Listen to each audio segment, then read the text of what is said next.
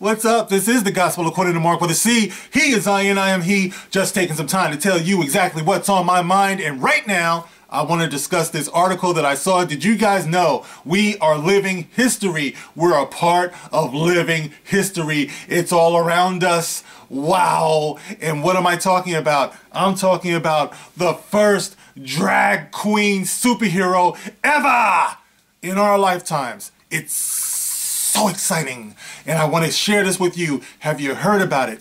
You need to hear about it. You need to be shouting this off the rooftops. Work! Work! Check it out, guys. This is on www.1.cbn.com. I've never heard of it. CBN News. And it says here, Marvel Comics announces its first drag queen superhero. Woo! And this is by Charlene Aaron. And it goes on to say, oh man, hold on to your wigs.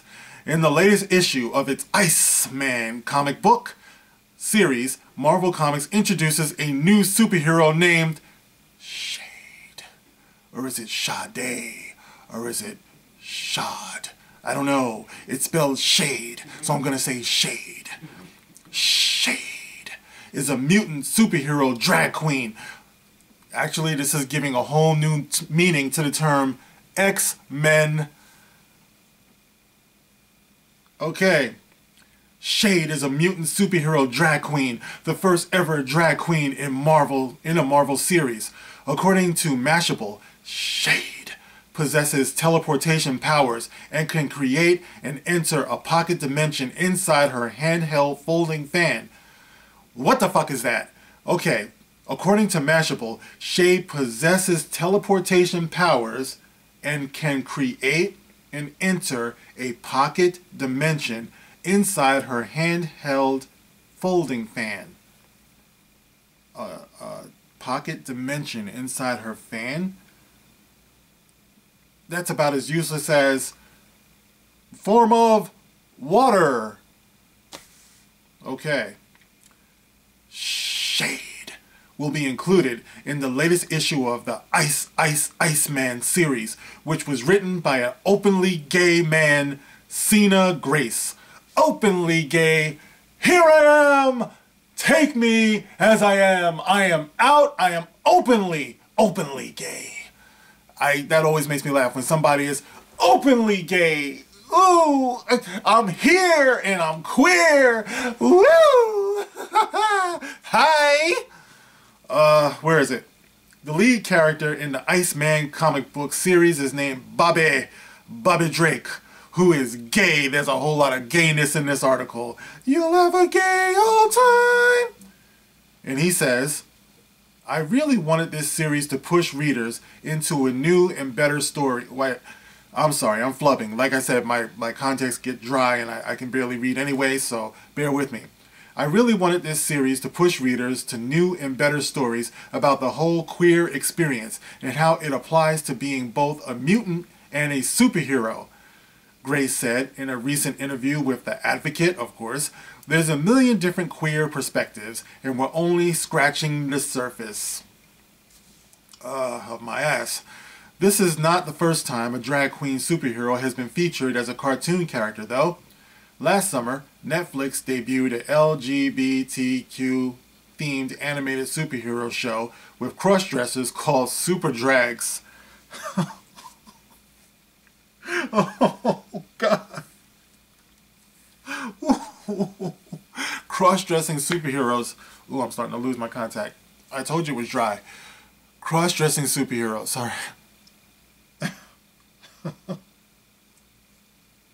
Look, homosexuals that might be out there, I am not disrespecting you or your life or, you know, what you're into and everything like that. But listen, this is ridiculous. I'm sorry. First of all, gay or openly gay superheroes. Let me tell you why that might be problematic, okay? One thing about superheroing is that they usually employ the usage of secret identities, right? When they're superheroes, a lot of times they protect their loved ones, they protect their personal lives and stuff like that by actually like donning another identity or disguise or something like that. It's just, it seems so ironic to me that there's this push for gay superheroes when most gay people want to be openly gay and they want to be out and they're tired of hiding. So you want to be a superhero, which kind of requires you to be in and to hide who you really are. There's some really twisted poetry to this. You know what I mean? Like, it doesn't work. Like, how are you going to be a drag queen superhero? I guess you're just out all the time. I guess everyone just knows who you are. I guess that's what it is. Maybe I'm misunderstanding it. All right, so he's not hiding who who she is. Okay, so super drags. Super drags. Oh man, how did I miss that? Super drags. I love to hear the theme song on that one. The show follows the drag queen superheroes as they lead. The show follows the drag queen superheroes as they lead their double life. See, there you go. They lead their double life, working in a department store by day. Of course, of course. Can I help you with that? All right. Let me be good. Let me be good. It's just that I get followed around in stores all the time by gay people in department stores. There's always that one gay manager. Can I help you? Can I help you? You don't look like you can afford that.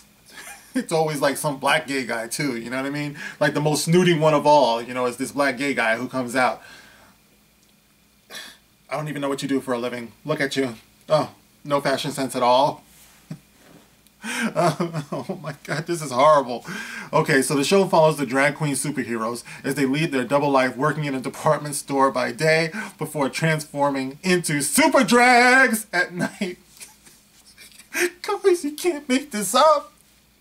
Meanwhile, is there anybody out here who's proud of this? Okay, like I said, no disrespect to gay people. If there is any gay people out there, is this like your shining light? Is this your representation? Is this what you love? Because I know that there's plenty of representations of black people that don't represent me as a black man. Finn, Afro boy.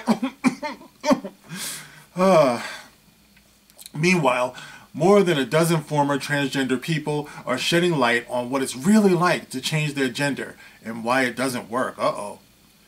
Walt Heyer over there, once lived as a transgender, but compiled stories of former transgender people in a new book called Trans Life Survivors. Wow, well this took a turn. The book highlights what they call trans regret. Holy shit. Trans Life Survivors showcases emails from 30 or so people selected from among hundreds who have written me concerning what many call the biggest mistake of their lives, writes Heyer. Oh, whoa. Heyer, now a Christian minister, offers encouragement and hope to others who want to detransition back to their innate birth gender. Whoa, okay. I don't know why they went there. That's interesting. Must be something about this CBN News. I have to find out what CBN stands for. That's interesting. I didn't see that. Okay, so I was reading it for the first time with you guys. Yeah, and you know what? This actually helps me to transition a little bit, no pun intended, where I wanted to go with this, because gay characters, gay superheroes, drag queens, transgenders, I believe, now I have to look up the stats. If I can find them, I'll leave them in the description box. I believe transgender people make up a very, very small percentage of our population.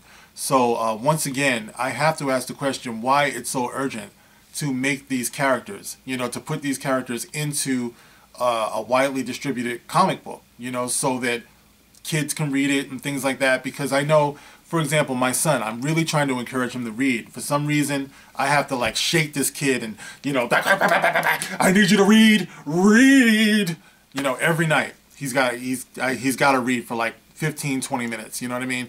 But he never wants to. It's always got to be a struggle with him. So one of the things I wanted to do was introduce him more into comics, because I know when I was his age, I did most of my reading that way. You can tell by the way I speak. Anyway, you can tell by the way I speak that I grew up reading comics, you know, and I wanted to encourage that with him. But when I took him to the comic shop and I started going through some of these comics and stuff like that, I'm like, man, these comics are not the way they were, obviously, when a lot of us were growing up. And a lot of them really do deal with more mature themes. And I don't want him to be reading comics about transgender people because I feel like at 10 years old, that's a little bit too much for him to process. You know, so as a matter of fact, I forgot to show you guys what shade looks like. All right, so let me just show you shade. Where is it? Here it is. All right. I'll probably put that in the thumbnail as well so you can check out shade. So, yeah, like I said, it's interesting because of where that article went when they're talking about trans regret. It's like, listen, you want to be very careful about how you influence our children because you're trying to normalize something that I don't believe they actually feel is normal, you know, when they're just developing as children. I think that we're taking them in a direction that deviates from their natural course of development. So you have to be so careful. And now I can't introduce my son to comics, or if I do, I have to be very, very discriminating, you know. So I don't know, this could be what Ethan was talking about. This could be what the whole Comicsgate is about, you know.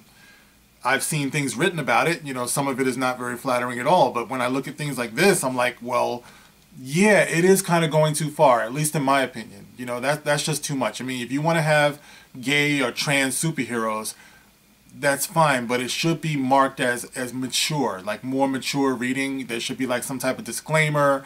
I don't think kids should be made to witness such things. I don't know. But of course, I welcome your opinion.